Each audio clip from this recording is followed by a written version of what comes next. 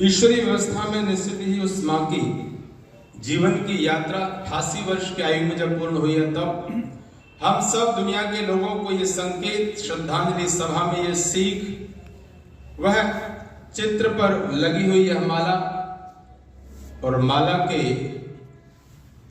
बीच में यह चित्र माँ का हम सबको ये संकेत कर रहा है कि यह स्थिति एक न एक दिन सबकी होनी है। तब जब यह स्थिति होगी तो सबको पता है कि संसार छोड़ करके जाना है। इसलिए गीता में एक बात कही, जातस्य ही ध्रुवो मृत्यु ध्रुवम जन्म मृतस्य च, जिसका जन्म हुआ है उसकी मृत्यु सत्य है।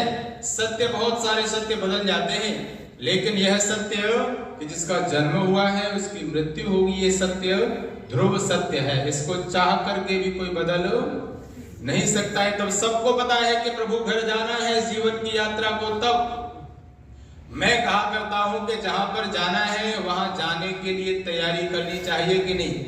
क्यों जी? जहां जाना है वहां जाने की तैयारी करनी चाहिए। देखो, एक परीक्षार्थी परीक्षा देने जाता है, तैयारी करके जाता है। अध्यापक पढ़ाने जाता, तैयारी करके जाता। ग्राहक सामान खरीदने जाता, तैयारी करके जाता।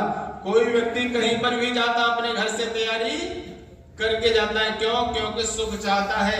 तैयारी करके नहीं जाएगा तो दुख मिलेगा, और तैयारी करके जाएगा तो बोलो सुख मिलेगा। ऐसे ही जब जिस दिन मैं प्रभु की व्यवस्था में इस जीवन की यात्रा को पूर्ण करके जाऊंगा, तब वहां पर भी तो तैयारी करके जाना चाहिए। तो कहा कि वहां पर भी तैयारी करके जो जाएगा वो स्वर्ग जाएगा, और जो बिना तैयारी के जाएगा वो कहां जाएगा? वो बोल दो जरा, वो नर्क जाएगा। इसलिए स्वर्ग और नरक की व्यवस्थाओं को, आकाश में कोई ऐसी जगह नहीं जहां स्वर्ग है या नरक है। हमारे और आपके घरों में ही स्वर्ग है। हमारे और आपके द्वारा किए गए कर्मों के माध्यम से स्वर्ग होता है, और बुरे कर्मों के माध्यम से नरक बनता है। इस स्वर्ग और नरक की व्यवस्था को समझते हुए मुझे इस जीवन की यात्रा में अहरनिश, हर पल हर क्षण ईश्वर के घर जाने की तैयारी करते रहना चाहिए। क्योंकि परीक्षार्थी को टाइम पता है, वह तैयारी करके जा सकता है। आप दुकान पर जाते हैं, टाइम पता है, तैयारी करके जा सकते हैं, लेकिन प्रभु के घर जाने के लिए किसी को टाइम पता नहीं है। इसलिए उसके घर जाने के लिए हर वक्त तैयार रहना चाहिए। और उसके लिए हमें जब जीवन चल रहा है, इस जीवन को श्रेष्ठ बना करके जीने का प्रयत्न करना चाहिए। आइए मन की तरंगों को अच्छा बना करके जीवन को जिए। एक भजन और कह करके उस माँ को श्रद्धा सुमन अर्पित करूंगा। उसके बाद वाणी को विरमित मेरे साथ मिलकर के शब्दों को गुनगुनाइए। कवि क्या कहता है?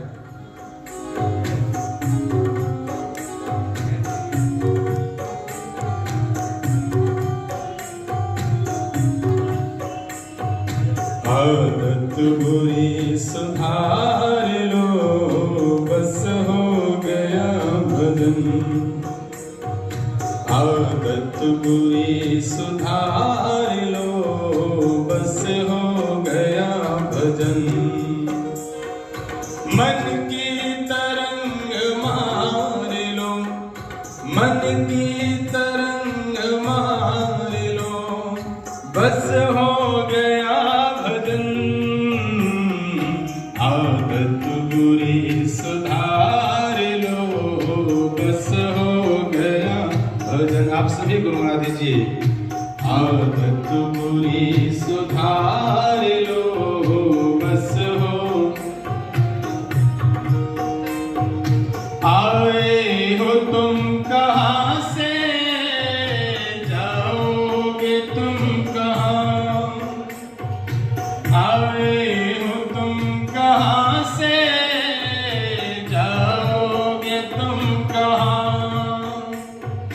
यही तो बात जान लो, यही तो बात जान लो, बस हो गया भजन। आदत बुरी सुधार लो, बस हो गया भजन। बोलिए, आदत बुरी सुधार लो, भजन। जो तुझसे कड़वा बोले, उससे तू मीठा हो। जो तुझसे कड़वा बोले, से तुम मीठा हो,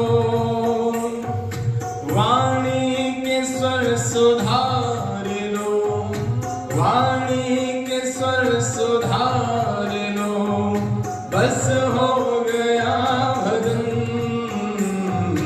भगत बुरी सुधार लो, बस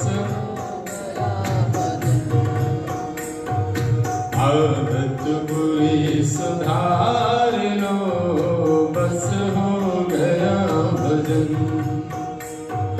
दृष्टि में तेरी दोष है तू औरों में ढूंढता,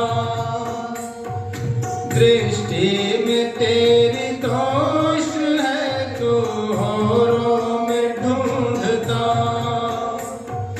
क्षमता हृदय निखार लो, क्षमता हृदय निखार लो, बस हो गया भजन,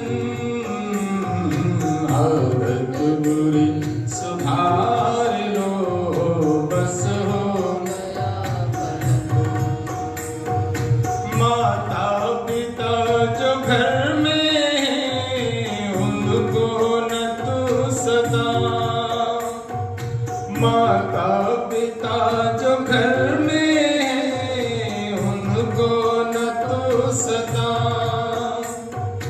उनके चरण पखार लो, उनके चरण पखार लो, बस हो गया भजन, आदत बुरी सुधार लो, बस हो गया भजन। अंतिम लाइन। लाए हो तुम यहाँ क्या, ले जाना यहाँ से क्या, लाए हो तुम यहाँ क्या, ले जाना यहाँ से क्या, इतना ही बस विचार लो, इतना ही बस विचार लो, बस हो गया भजन, आदत बुरी सुधार लो, बस हो गया भजन, आदत बुरी सुधार लो, बस हो गया भजन। मन की तरंग मार लो, मन की तरंग मार लो, बस हो गया भजन, आदत बुरी सुधार लो, बस हो गया भजन। इस प्रकार की व्यवस्थाओं को जी करके यदि जीवन को जिएंगे तो ध्यान रखना कबीरदास जी का वो दोहा, जब हम आए जगत में जग हासा हम रोए, और ऐसी करनी कर चलो कि हम हासे तब संभव होगा। और इस प्रकार का जीवन बना करके हम जीवन को जिए, यह संकल्प लेकर के यहाँ से खड़े होंगे तो हम सब की ओर से उस पवित्र आत्मा को, उस दिवंगत माँ को हम सब की ओर से श्रद्धांजलि है। इन शब्दों के साथ वाणी को विरमित। बहुत सुंदर अपने उद्बोधन से सब